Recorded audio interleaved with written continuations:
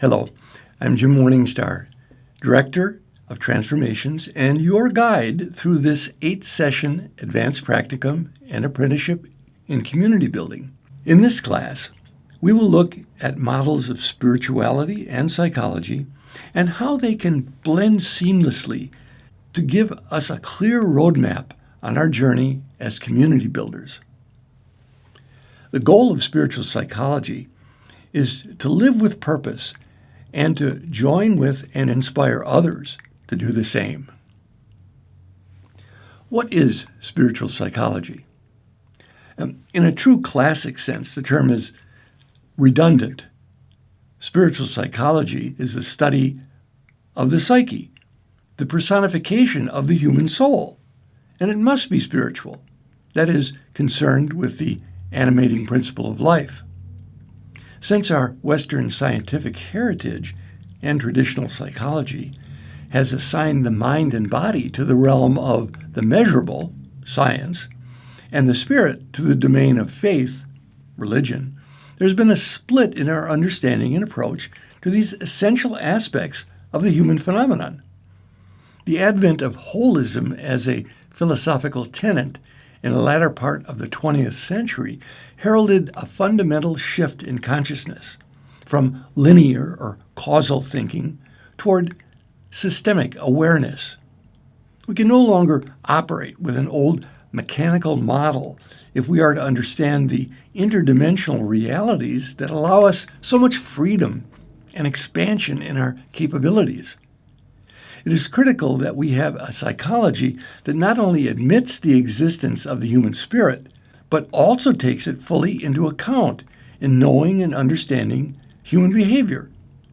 Just as important for us is to have a spirituality that incorporates the discoveries we have made about mind-body connection and how the mind and body mirror and manifest our spiritual intentions.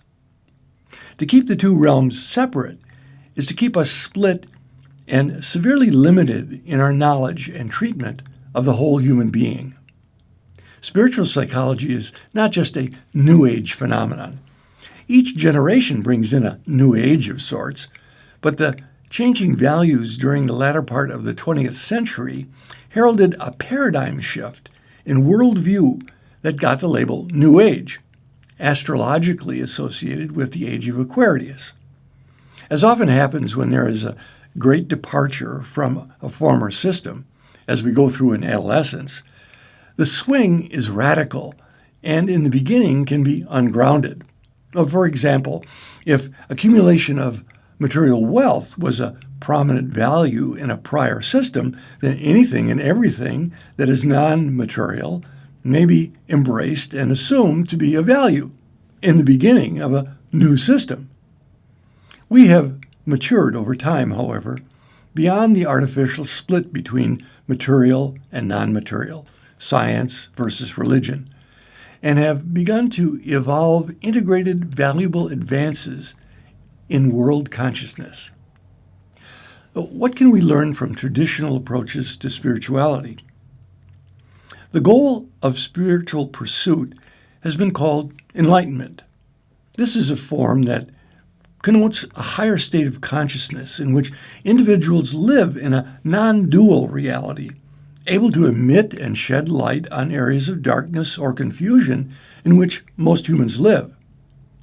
There appears to be a molecular shift in such individuals that affect not only their way of seeing life, but also their bodies in the way they participate in life. Scientific studies have been done on individuals with reputed higher states of consciousness, which document dramatically lower levels of the indices associated with fear and tension, as well as abilities to regulate autonomic neurological functions out of the range of most humans. There have been these individuals documented throughout human history. Let me say here that I witness the general level of human consciousness is raising, and that every one of us has had tastes of these states, and that if we are open systems individuals committed to growth, we continue to elevate our consciousness throughout our life. My goal here is to go beyond having occasional, quotes, peak levels of awareness, or as I would say, times when we get a peak at more resourceful living, to a more steady state of higher awareness. As the contemporary philosopher of consciousness, Ken Wilber, states it, going from waking up, that is, experiences of getting high, to growing up, responsibly living with greater integration. So, how to evolve these higher levels? From traditional spiritual teaching, there are three major paths to enlightenment: jnana, bhakti, and karma, or spiritual study, devotion, and good works. Like most intellectual divisions, in practice they are not so clear-cut. We can grow in and practice on all three paths.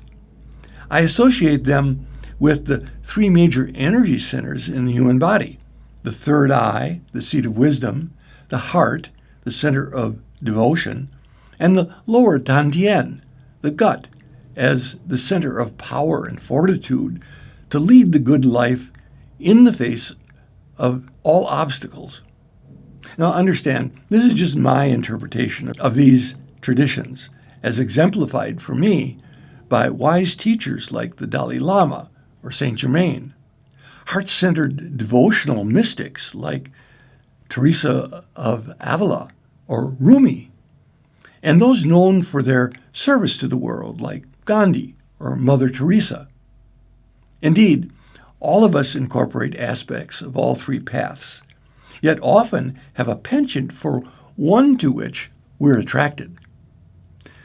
I, for example, spent much of my early life in study, always in school and always carried a book with me, had a pile of them on my desk, and even founded the School of Spiritual Psychology. My later work took me into heart-centered devotional practices on a daily basis, the teachings of Yeshua around love as who we are, and the practice of holy vision, all while I was immersed in body-centered therapy and work with serving clients most of the days of the week.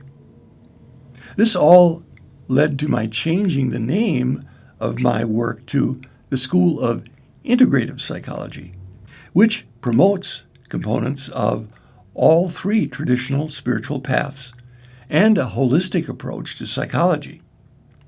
This, I believe, gives us all the opportunity to explore all of our potentials and to select the techniques and illuminate our shadows, unconscious, and reinforce our gifts and joy in service to the world. Now, my experience has shown me that peak experiences such as breakthroughs in enlightenment exercises or therapeutic breathwork can jumpstart our movement from places of stuckness.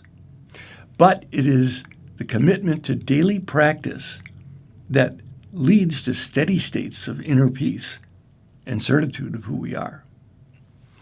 I believe it is our role as teachers and community builders to provide our community members with options to explore, discover, and integrate with a modicum of guidance and feedback from ourselves and peers along the way.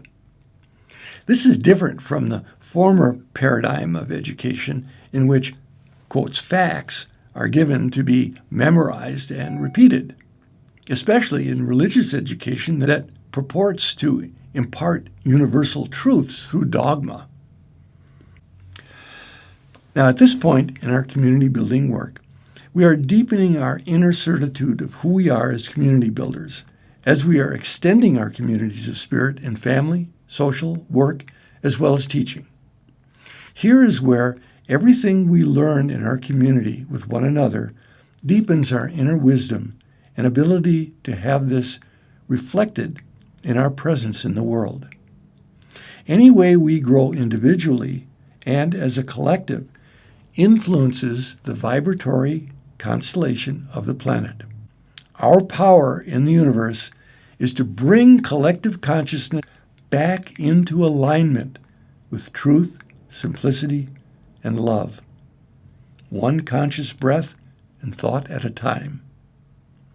We do this work as community builders each day by using our minds to be discerning of what is useful and healing and growing for us, not judging and separating ourselves as above or below others. Each of us has been given the power to end the reign of separating judgments in the world, controlled by fear, and to bring peace into our hearts in the eternal now of love. Holding you in my heart as fellow travelers on the road home, I send and receive blessings for our circle and all sentient beings. Till next class, blessings in light and love.